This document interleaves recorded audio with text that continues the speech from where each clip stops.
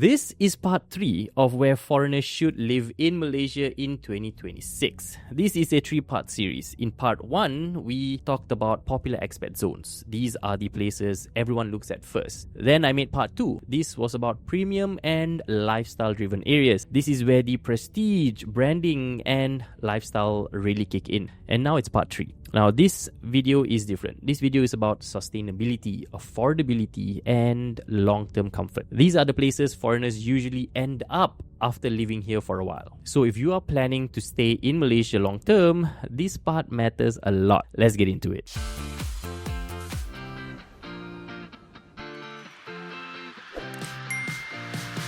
Hey guys, welcome back to the channel. If you're new here, my name is Naz and I help expats and foreigners figure out how to live, move, retire and invest smarter in Malaysia. And just a heads up, if you haven't watched part 1 and part 2, I highly recommend doing that after this video. This series works best when you see the full picture. And if you want the Naz Malaysia starter kit, the link is in the description. Alright, let's start. Okay, so this is not going to be a rank. This is just giving you guys all the other cities so that you guys can understand better.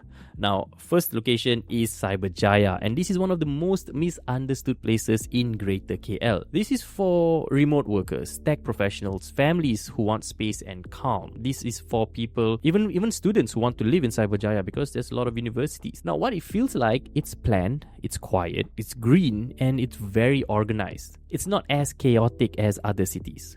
And why this works long term is there's a lot of international schools, wide roads, there's newer condos, and a lot of landed homes at prices that still make sense. You can get a huge bungalow for like about 5,000 ringgit. The only trade-off is if you want nightlife or the city buzz, then this isn't it. But if you want routine, space, and sanity, Jaya is a solid option. Okay, number 2 is Bangi. Now, more specifically, Bandar Baru Bangi. Now, this is a place many foreigners don't even consider at first, and rightfully so, because no one talks about this place. But who is it for? Now, this place is for families, especially Muslim expats. I will be doing a video on top Muslim neighborhoods in KL, so stay tuned for that. But I do want to tell you that this place is very calm. It's very community driven. And it's very family oriented, and this will work long term because it has a lot of affordable landed homes, it has strong local community, it has a lot of mosques, and the highways and all are improving. There's also rail connections in about 10-15 minutes away. The only trade-off is it's not international, it's not flashy, but I think it's fine because this is about living, it's not about showing off. Now, location number 3 is Subang Jaya. Okay, I did mention in another video. Now, I do want to let you guys know, Subang is old. It's old and it's mature, and that's why it works. It's for families, retirees, long-term residents, and basically anyone. Because this place is very mature, it's very practical, and it's very lived in. You will absolutely love Subang Jaya. It has a lot of schools, hospitals, malls, amazing option for food. Everything already exists. You're not waiting for future projects or future promises. And the only trade-off here is there's a lot of older houses and condos. So you gotta look for the newer ones, and it might be a bit more modern. But the convenience here is hard to beat. Even I personally go to Subang on a weekly basis because there's a lot of amazing food and amazing things to do there. Quick side note, especially if you are arriving in Malaysia soon, getting internet on day 1 is always annoying. I feel you. SIM card queues, airport counters, overpriced plans. That's why I use Airalo. It's an eSIM, so you just download the app, scan a QR code, and you're connected to the internet the moment you land. No physical SIM card, no waiting around. I've put my link below in case you guys want to use it. There's about 10 to 15% off for new users, so yeah, do check it out. Alright, back to the video. Next on the list is Ara Damansara, and this is about balance. This is for professionals, couples, and small families. Because it is modern, it is central, and it's very efficient. Because it's basically by a big developer, Sime Darby. It's all master planned, right?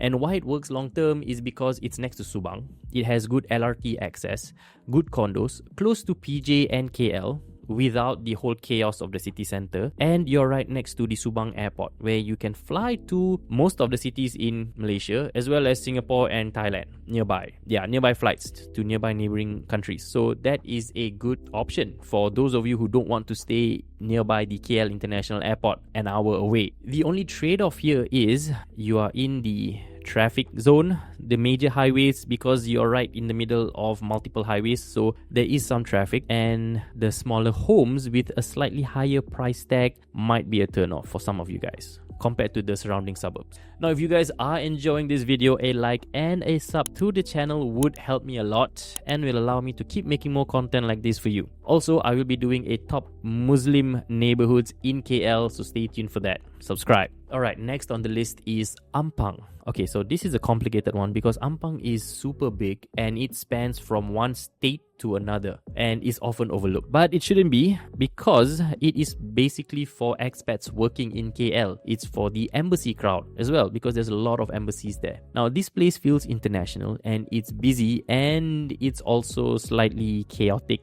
because it's right next to KLCC. And that's why it works. It has a strong rental demand because of the nearby embassies, and it's around established neighborhoods. Now, the one trade-off here is traffic and uneven development.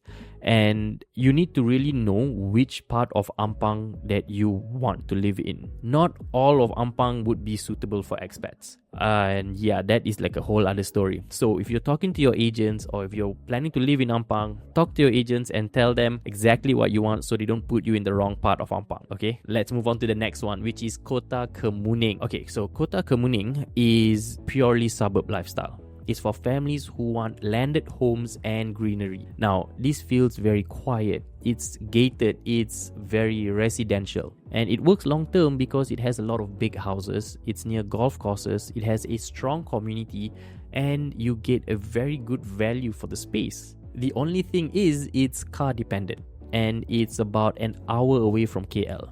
So this is perfect for you guys who don't want to be near the city center, but you just want a bigger, more value for money home. This is it. Now, if you want to understand Malaysia better, I've put everything I've learned into my Malaysia relocation guide. It covers visas, neighborhoods, cost of living, schools, hospitals, and even a scouting trip itinerary. Link is in the description.